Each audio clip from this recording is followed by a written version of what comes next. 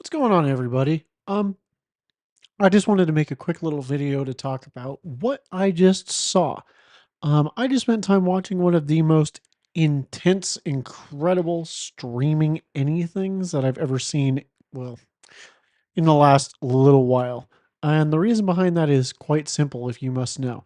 It was the Creator Clash. Now, some of these creators I follow and have for a very, very, very long time through subsequent even channels. Uh, Alana Pierce is probably one of the few that I have watched go from 4 different channels that I can think of because I watched her when she was on The Know, and then The Know rebranded to something else that I think it's Inside Gaming, and then she went to go work at somewhere else that I don't even remember, and then she now has her own thing and she made, part of God of War, which is incredible as well. She fought someone who I knew through the one and only Crank Gameplays, Ethan Nestor, R.I.P. Mika. And wow, holy shit. That was crazy and subtle at the same time because you could tell that these two women did not want to fight each other, which is kind of crazy, but they still beat the shit out of each other, which is cool because, that's the whole point of the event. But that was probably the one that I had actually like tuned in for. But comparatively, there was so much more going on past that. Now, watching Myth absolutely obliterate whatever the fuck his name was because it was literally in the first round, that's fucking crazy. I watched Dad break the rib of some kid that fought last year, which he looked super cool. I don't remember him, but Dad beat the fuck out of him in the first round. Holy shit. Then Harvey Mornstein, Harley Mornstein, I'm probably fucking up his name, whatever the case is, he fought against sorry, some WWE wrestler that I know was older because I watched when I was a kid and got the shit beat out of him, which is absolutely incredible considering this was a boxing match. And I watched Harvey just wipe the fucking floor with Aaron Hansen last year. Speaking of, Aaron Hansen won his bout like pretty subsequently. There were two other female fights. The first one was basically just someone beating the shit out of the voice of Minnie Mouse, which was still super cool. And then there was the Andrea Botez fight, which was fucking nuts, yo. Like, what? That one was super cool. I do not remember the other fighter's name. I will have to look that up right now because I want to be accurate. Okay. On what the fuck I'm even talking about. So Michelle Kerr against Andrea Botez. And those women fought. They fought hard. The one that I forgot was Haley Sharp against Marissa May. Marisha Ray. That's a hard name. Haley fucking whooped her ass.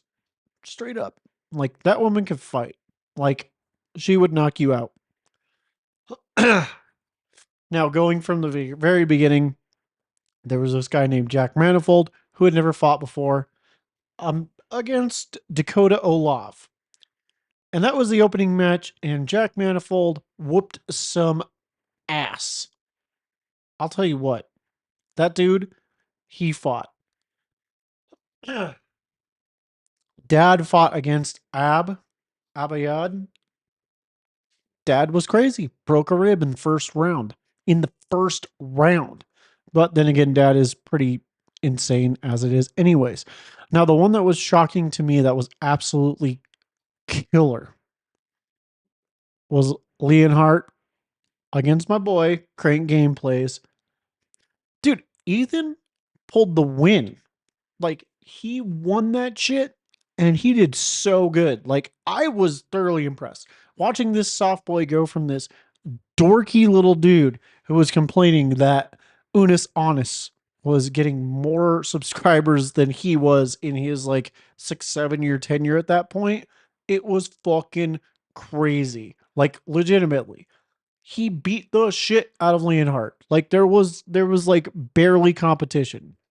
I was so proud of him.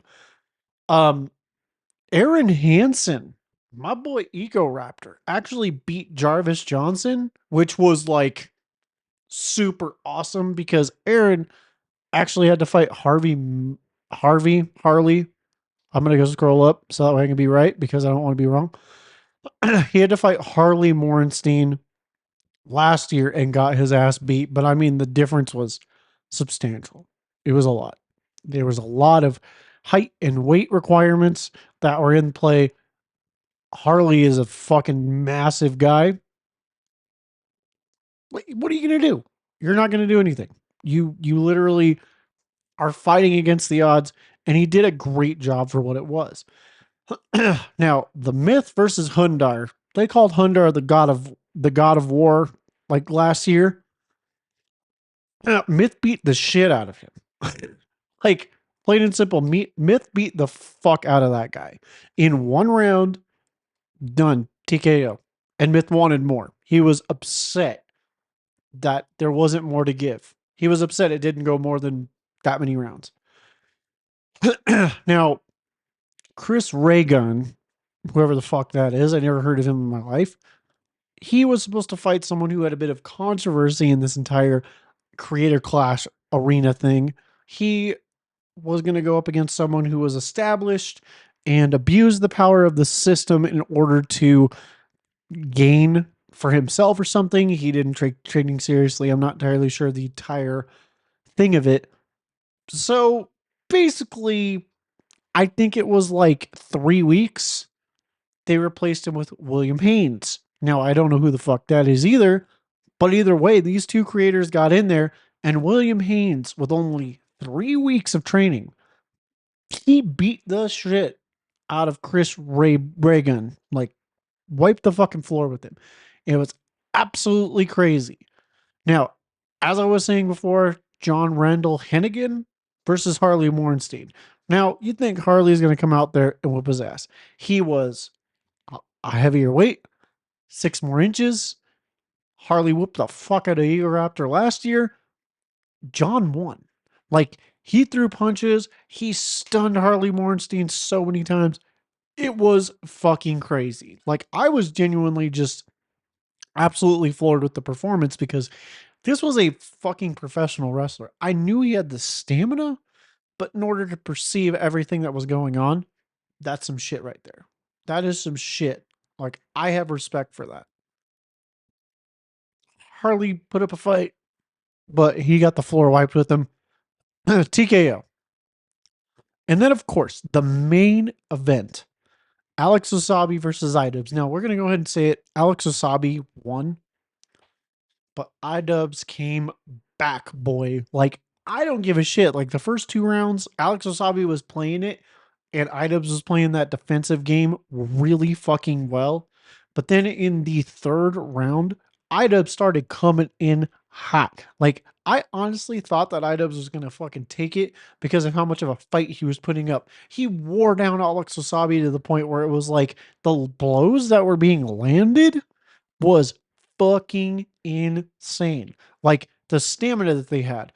And this was the main event. So instead of the 4 2-minute bouts that they were having with, whatever the other circumstances that were happening per round, this one was entirely different. This one was 3 3-minute rounds, which is a minute longer than the rest of them.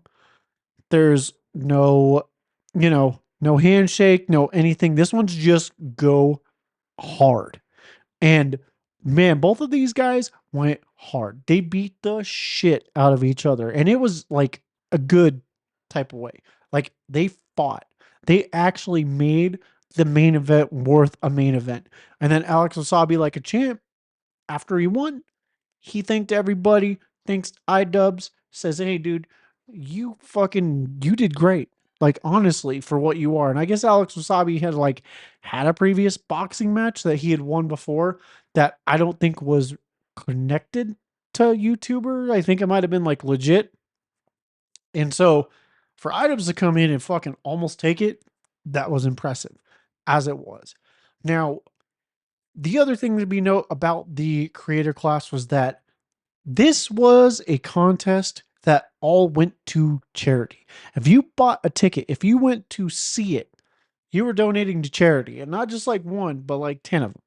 So, watching these creators fight for these companies that beneficially want to, donate and make the world a better place, dude, sign me up. I was all about it. Like I said, the one that I was more interested in was RIP Mika versus Alana Pierce. I love Alana. I followed her forever. And the one thing about Alana is that, like, Mika and Alana, even most of these content creators, a lot of people follow the women because they're hot or because they're sex symbols or whatever. But the truth of the matter is that these two women actually provide good insights and they're really smart. And the content that they make is actually really enjoyable, like on their own. Like stopping the train of like, oh, I'm just going to watch this chick because, oh, this is all they're good for is just this sexualization of overarching just madness of whatever we're looking at the internet just to get our fix from is the stupidest thing I've ever heard. You got to watch somebody for the actual like content that they give to you because otherwise you're not going to get a lot of enjoyment out of it. It's just this one simple fix that you're always having. And so these two women I've always seen for the quality that they do competing with men as far as the work that they put in and as far as like how far they can go in content creation and honesty. Shit, some of these people that I've seen, especially Alana and Mika, they tell it how it is and they don't give a shit. Like they say what they feel and they're like, hey, take it or leave it. You don't have to be here, if you don't want to, which is the truth. You don't. And so that's the reason why I respect it. Now, Mika is tied to Ethan because they were lovers. They're still good friends, but I knew of Mika. But Alana, like I said, I followed her for years. She won the match, but I'm disappointed in it because it was dry.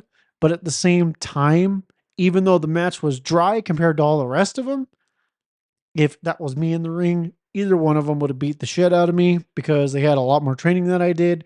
So it doesn't matter.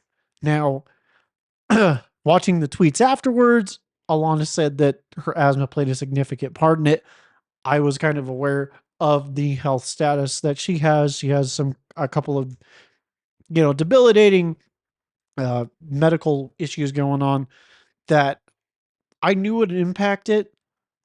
But so that's the reason why I think her victory was deserved compared to Mika was because she fought a hard fight. Now, as far as like when it came to the judgings, I thought Mika was going to win. She put up a good fight. She honestly landed a lot of blows that were surprising. And yeah, I kind of felt them like in my face. So I was impressed. I was impressed with both of them. Alana pulled ahead, and she pulled ahead because of her technicality. I feel like she defended a lot more, and when she landed, she landed. And I think that's what it amounts to. But anyways, I just wanted to talk about Creator Clash because it was really good. It was something that I could sit down for, and yes, it was 6 hours long. But for 6 hours long, it was well worth it. It was worth the the money that I had to spend to get into the event. It was worth knowing that all of this is going to charities around the world to do good. And most of all, it was good to see creators that I watch and that I like go into the ring and do something that they're uncomfortable with and breaking the boundaries to push forward something that might otherwise not be a thought process or unattainable or just something like that, you know? And like I was saying just a minute ago, the truth of the matter of why Alana versus Mika was a little dry is because they're both very good friends. They don't want to physically hurt each other. They know they got to fight each other. So they gave it their best, which is the truth. It's the truth. So I can appreciate people who get in and get through those mental hurdles and do these things, especially people who are like not just into the violence for the violence. They're actually seeing this as a sport and doing everything that they can so that way they can make a productive entertainment for people all around the world. Meanwhile, this entertainment is doing such a benefit to donate to charities and people and basically trying to heal the world a little bit, just a little bit. I know that we do like 1% of damage for everything that's done to the 99% of destruction that we cause, but realistically, that 1% matters. And so, all these people were phenomenal. This was one of a hell of an event that I could not ever perceive seeing like in the light again. Sure, there's probably going to be another one next year. Probably won't be as good to me because a lot of people that I like were in this. Now, I can see Ethan coming back. I can see Aaron coming back. Alana's probably not coming back. She might, but she probably won't. And, I like Mika. If she comes back, cool. But realistically, these are the people, these are the victories that I wanted to see. And everybody that I wanted to see win won, which was cool. Like, everybody that I wanted to see win won, which obviously you can't pick and choose that. So that's super cool for me because these people that I believe in, the hard work that they show and the dedication and everything that they give, it was perceived tonight. And that made me appreciate these people even more for the hard work and dedication that they give to something that's not their profession. This is something that they did for an event. And knowing that they were to give their all to something that was, you know, for Aaron, his second time, for both Alana and Ethan, their very first time, it sells me even more on the prospect of why I think these people are well deserved of their wins and the respect that I give them and how highly I talk about them because it is super cool to see the people that you have looked up to give you more reason to look up to them, especially down the road. And it doesn't matter because a lot of these people, Alana and Ethan, are both younger than me. You can still look up to people. Good people do not have to be, sanctioned by specific things. So, um, I think that was one hell of a thing to see. I appreciated every moment of it, and I just wanted to let you guys know because that shit was fire. That shit was amazing. And I wanted to get something up just to talk to you guys because I was so happy I got to witness it. And so I just wanted to share my thoughts. So in the meantime, I hope that you guys enjoy your night, and I hope that I could talk English next time, but we'll see you in the next.